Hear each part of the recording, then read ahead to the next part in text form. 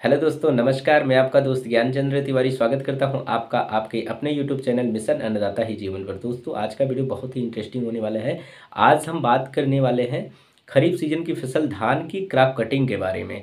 दोस्तों, आज का वीडियो बहुत ही इंटरेस्टिंग होने वाला है। अगर आपने अभी तक हमारे यूट्यूब चैनल को नहीं सब्सक्राइब किया है तो कृपया सबसे पहले हमारे यूट्यूब चैनल को सब्सक्राइब करें, वीडियो को लाइक करें और ज़्यादा से ज़्यादा शेयर करें। दोस्तों, हम आज जो बात करने वाले हैं धान की क्रॉप कटिंग के बारे में। धान की क्रॉप कटिंग जो कि हर वर्ष कराई जाती है।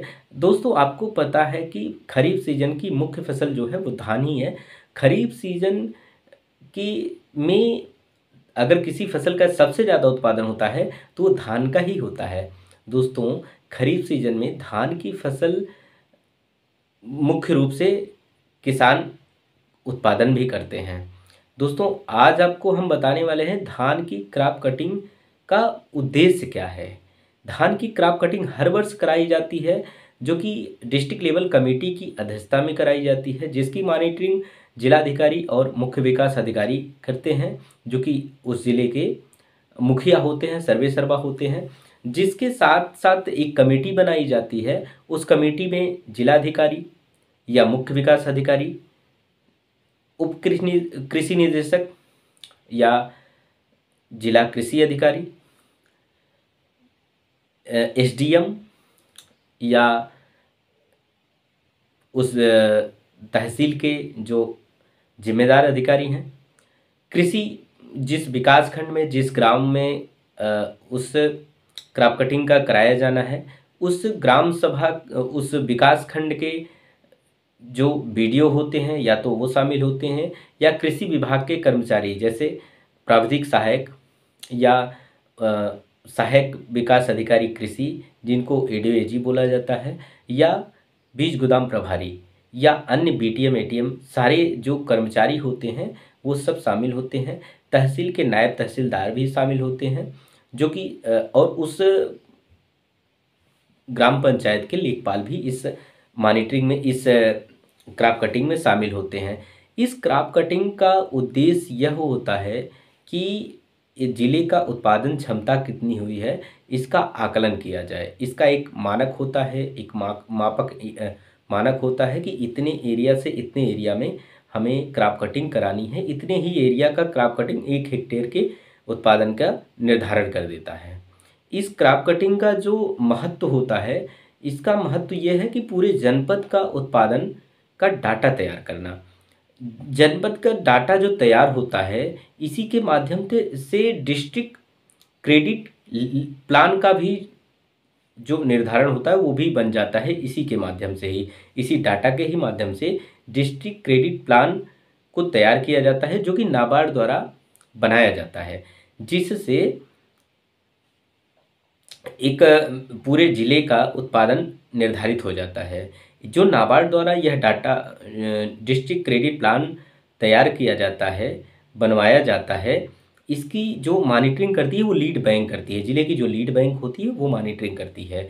इसी के आधार पर क्रेडिट लिमिट फिक्स कर दी जाती है इस ज़िले की, कि इस ज़िले की क्रेडिट लिमिट ये है। क्रेडिट लिमिट का मतलब ये होता है कि किसान भाइयों, जैसे अगर आपकी फसल धान की फसल है और धान की फसल में कोई आपदा आ गई, आपदा का मतलब जैसे बाढ़ प्रभावित हो गया हमारी फसल, या कोई किसी कीड़े या पतंगे का प्रकोप हो गया जिस वजह से पूरी की पूरी फसल नष्ट हो गई, और हमारे किसान भाई ने बीमा करा रखा है, यानी फसल बीमा।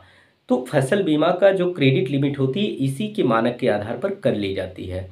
तो इससे ये भी फ़ायदा हो जाता है कि जो क्रेडिट लिमिट होती है, ये डाटा जो प्लान तैयार किया जाता है डिस्ट्रिक्ट लेवल कमेटी के द्वारा, इस प्लान के आधार पे जो बीमा की भरपाई होती है इसी प्लान के आधार पर की जाती है।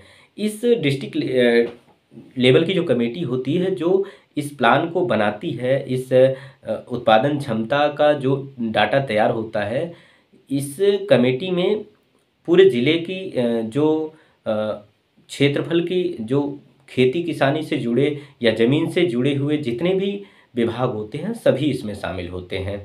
जैसे इस जो डाटा को तैयार किया जाता है, एक सॉफ्टवेयर में सेव भी किया जाता है, सॉफ्टवेयर पे सेव भी किया जाता है, जिससे कि भविष्य में इसका निर्धारण अगर ज़रूरत पड़ी, आवश्यकता पड़ी तो इसको खोजा जा सके, इसको प्राप्त किया जा सके। और जो ये कमेटी बनती है किसान भाइयों, इस कमेटी की अध्यक्षता जो है वो जिलाधिकारी या मुख्य विकास अधिकारी की अध्यक्षता होती है। इस कमेटी में कृषि विभाग के जो मुखिया होते हैं, उप कृषि निदेशक या जिला कृषि अधिकारी भी पार्टिसिपेट करते हैं, लेते हैं। और इस कमेटी में एसडीएम भी प्रतिभाग कर सकते हैं। इस कमेटी में नायब तहसीलदार भी होते हैं, लेखपाल भी शामिल होते हैं। इस कमेटी में उस विकास खंड के सहायक विकास अधिकारी कृषि यानी जिनको एडीओजी बोला जाता है, वो भी शामिल होते हैं, या प्राविधिक सहायक जो होते हैं विकास खंड स्तर के जो कृषि विभाग के कर्मचारी होते हैं, वो भी शामिल होते हैं। और इसी कमेटी में लेखपाल भी शामिल होते हैं और बीमा कंपनी के एजेंट भी शामिल होते हैं। बीमा कंपनी के जो एम्प्लॉय होते हैं, जो प्रधानमंत्री फसल बीमा योजना है, इस फसल बीमा के जो डिस्ट्रिक्ट लेवल के जो एम्प्लॉय होते हैं, जो भी कर्मचारी होते हैं, वो भी शामिल होते हैं। सबकी सहमति में, सबके देख रेख में यह डाटा जो है वो तैयार किया जाता है और डिस्ट्रिक्ट लेवल कमेटी की अध्यक्षता में इस डाटा को सॉफ्टवेयर पर सेव किया जाता है, जिससे कि ज़रूरत पड़ने पे उस डाटा को प्राप्त किया जा सके और सभी के सामने रखा जा सके। इसी डाटा के आधार पे जो बीमा रिकवरी रेट होता है, ये भी निर्धारित हो जाता है। यह रिकवरी रेट जो है नाबार्ड द्वारा डिस्ट्रिक्ट लीड बैंक कमेटी के लीड बैंक द्वारा बनाया जाता है। यह डाटा जो होता है, यह डाटा हमेशा के लिए सेव सॉफ्टवेयर में सेव रहता है, कभी भी ज़रूरत पड़ने पे इस डाटा को निकाला जाता है। तो दोस्तों, आज हम आपको बताएं कि जनपद सुल्तानपुर के सदर तहसील के दुबेपुर विकास खंड के बैजापुर गांव में के जो एक किसान हैं जिनका नाम है शिव प्रसाद, उन पुत्र सूर्यपाल जी हैं। उनके पिताजी का नाम सूर्यपाल है, जिनकी खेत में जनपद सुल्तानपुर के जिलाधिकारी श्री रवीश गुप्ता जी की अध्यक्षता में एक डाटा तैयार किया गया, आज की ही डेट में तैयार कराया गया। और इस डाटे में इस जो क्रॉप कटिंग कराई गई, यह क्रॉप कटिंग टोटल 47.3 यानी 47.3 वर्ग मीटर क्षेत्रफल में यह क्रॉप कटिंग कराई गई। क्रॉप कटिंग पूरी टीम की अध्यक्षता में हुई। उस क्रॉप कटिंग की टीम में जिला अधिकारी स्वयं शामिल थे। उन्होंने अपने हाथों से हंसिए की सहायता से धान की क्रॉप कटिंग अपने हाथ से की, जिसमें उप कृषि निदेशक सुल्तानपुर रामाश्रय यादव जी और जो सदर तहसील के नायब तहसीलदार हैं कपिल आज़ाद जी, जिला सूचना अधिकारी धीरेन्द्र कुमार जी और दुबेपुर विकास खंड के प्राविधिक सहायक मंजुल तिवारी जी, दुबेपुर विकास खंड के एडीओजी और बैजापुर ग्राम सभा क्षेत्र के जो लेखपाल हैं वो भी शामिल हुए। और बीमा कंपनी के जो प्रेजेंटेटिव हैं जिले के सूर्यप्रकाश मिश्रा जी, वो भी शामिल हुए।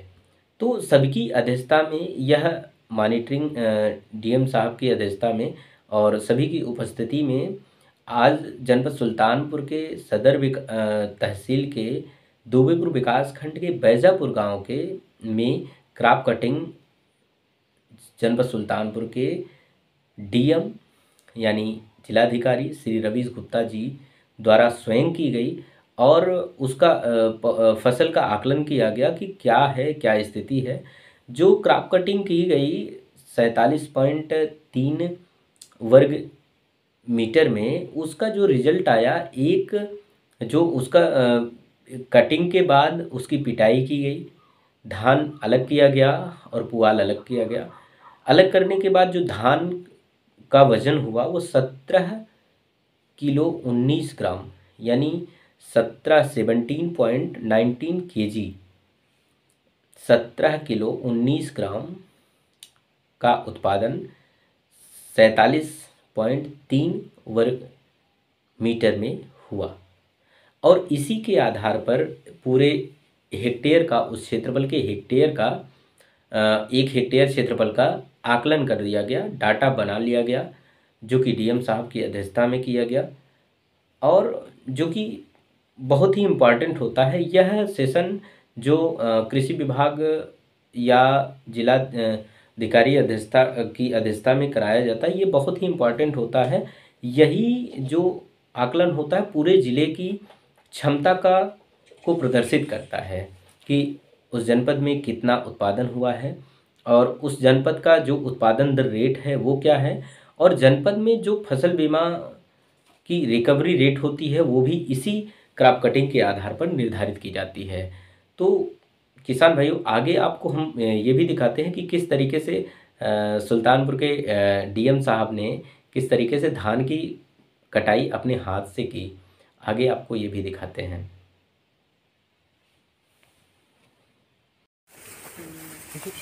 मेरे फोटो, अरे फोटो लेके देखो। अच्छा ठीक है, ठीक है।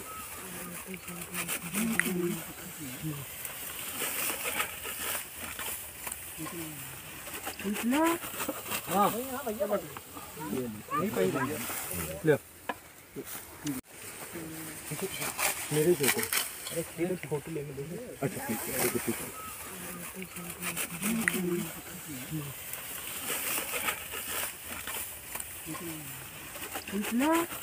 हाँ भैया, नहीं पाई भैया, ले। दोस्तों, आपने देखा कि किस तरीके से जनपद सुल्तानपुर के जिला अधिकारी श्री रघुवीश गुप्ता जी अपने कार्य को अच्छे तरीके से निर्वहन कर रहे हैं। इन्होंने क्रॉप की कटिंग अपने हाथ से स्वयं धान की फसल की कटाई की, क्रॉप कटिंग किया हंसिए की सहायता से, और उसका रिजल्ट लिया, और रिजल्ट को जो उन डिस्ट्रिक्ट लेवल की टीम है उसको सौंपा। और ये दर्शाता है कि ये अन्नदाता बंधुओं के साथ कितने अच्छे से मिलकर कार्य करते हैं, और जनपद के किसानों के लिए कितने ये कर्मठशील हैं। आशा करता हूँ आज का ये वीडियो आपको बहुत ज़्यादा पसंद आया होगा। कृपया करके इस वीडियो को ज़्यादा से ज़्यादा शेयर करें, जिससे कि क्रॉप कटिंग के बारे में जानकारी अन्य अन्नदाता बंधुओं तक पहुंच सके। और अगर आपने अभी तक हमारे यूट्यूब चैनल को नहीं सब्सक्राइब किया है तो चैनल को सब्सक्राइब करें, वीडियो को लाइक करें और बेल आइकन के बटन को दबाएं, जिससे आपको हमारे सभी वीडियो का नोटिफिकेशन सबसे पहले मिल सके। और कमेंट के माध्यम से आप अपना संदेश भी हम तक पहुंचाएं। वीडियो के अंत तक बने रहने के लिए आपका बहुत बहुत धन्यवाद।